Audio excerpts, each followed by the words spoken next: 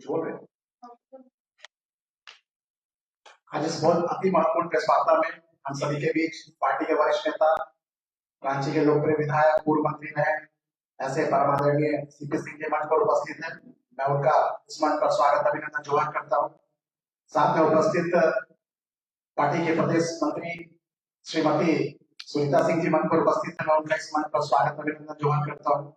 साथ ही पार्टी के वरिष्ठ नेता और पार्टी के प्रदेश मीडिया प्रभारी आदरणीय श्री पूजन पाठक जी मंच पर उपस्थित है। मैं उनका भी इस मंच पर स्वागत अभिनंदन जोहार करता हूँ और मैं आग्रह करता हूँ आदरणीय सीपी सिंह जी से कि वो आज की इस प्रेस वार्ता में अपनी बातों पर रखें। आज भारतीय जनता पार्टी झारखंड प्रदेश के सभागार में एक प्रेस वार्ता का आयोजन हुआ है और प्रेस वार्ता का उद्देश्य यह है कि हमारे भारत रत्न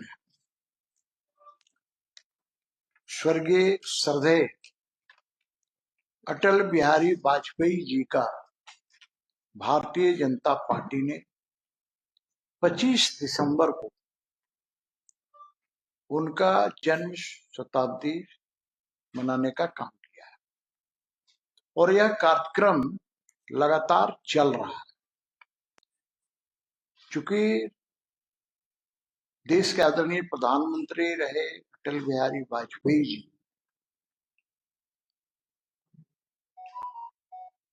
का झारखंड दौरा हमेशा होता रहता था।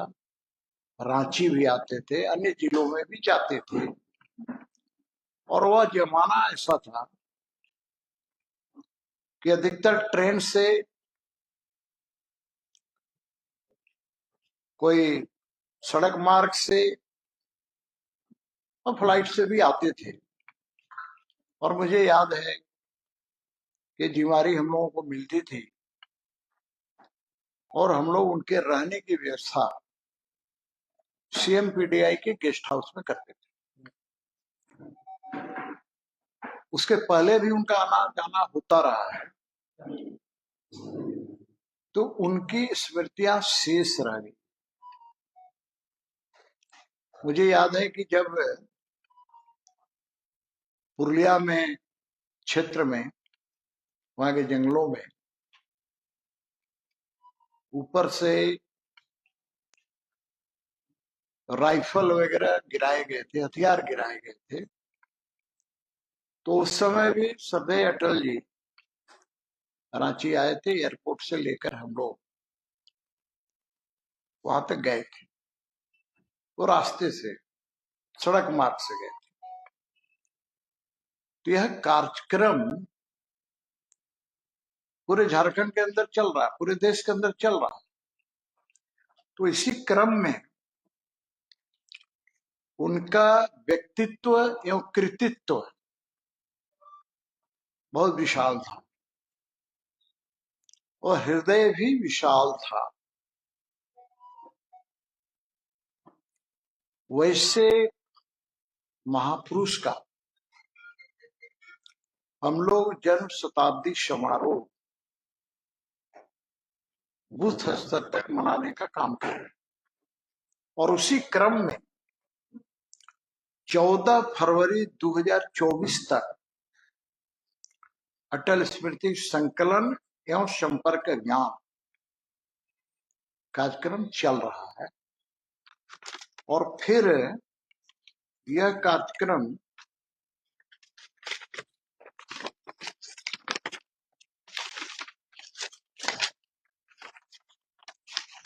एक अटल विरासत सम्मेलन, ये 15 फरवरी से 15 मार्च तक चलेगा।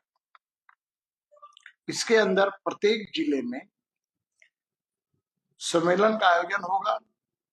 प्रबुद्ध जन एवं विशिष्ट जन को सम्मेलन में आमंत्रित किया जाएगा। सम्मेलन में श्रद्धेय अटल जी के साथ कार्य कर चुके वैसे कार्यकर्ताओं का सम्मान भी होगा। अटल जी के व्यक्तित्व कृतित्व पर अनेक पुस्तकें एवं लेख लिखे गए, वैसे लेखकों को भी सम्मानित किया जाएगा। संकलित सामग्री का डिजिटल प्रस्तुतिकरण होगा। अब आए थे तो बहुत सी चीजें हैं जो डिजिटल उसको हम लोग बनाने का काम कर रहे हैं। और उनके कार्यकाल में, सदैव अटल जी के कार्यकाल में, प्रदेश के अंदर विशेष उपलब्धि योजनाओं का प्रस्तुतिकरण होगा। तो इस प्रकार से ये सदैव अटल जी के व्यक्तित्व कृतित्व को अक्षुण्ण बनाए रखने के लिए ये कार्यक्रम बूथ स्तर पर चलाया गया है और आगे भी चलाने का काम किया जाएगा।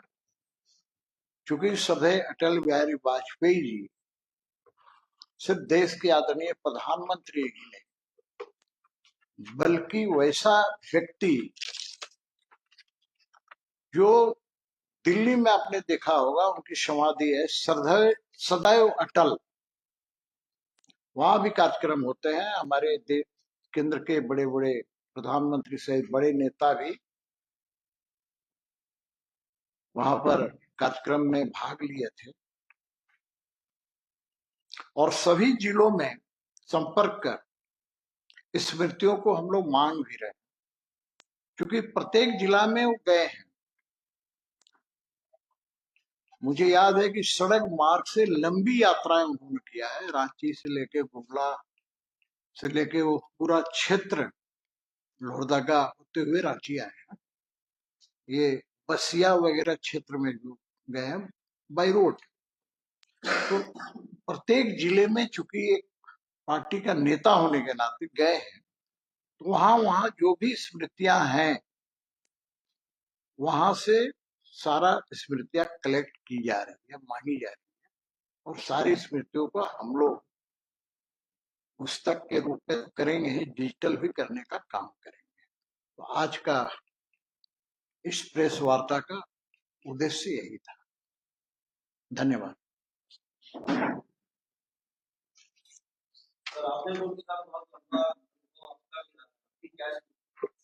देखिए, स्वाभाविक रूप से पहले आवाज में तो परिवर्तन बहुत है। एक समय था कि जब हम लोग काम करते थे तो साइकिल से चलते थे, फिर थोड़ा पार्टी ने मोटरसाइकिल दिया, तो मोटरसाइकिल से हम लोग सिमडेगा क्या, अब समझिए उड़ीसा का बॉर्डर तक जाते थे। एक बार इच्छा हुई कि भाई उड़ीसा कैसा है जरा देखा जाए, होता है ना मन के अंदर, तो जरा पार हुआ जाए, चाय पी के आया जाए। तो अटल जी भी उस जमाने में बाई रोड ही सफर करते थे, क्योंकि उस समय हेलीकॉप्टर करना भी एक बड़ा खर्च वाला विषय था, वो था नहीं। इसलिए कभी ट्रेन से भी आ जाते थे, कभी फ्लाइट से भी आ जाते थे। तो अटल जी का कार्यकर्ताओं के साथ बड़ा ही लगाव था। कोई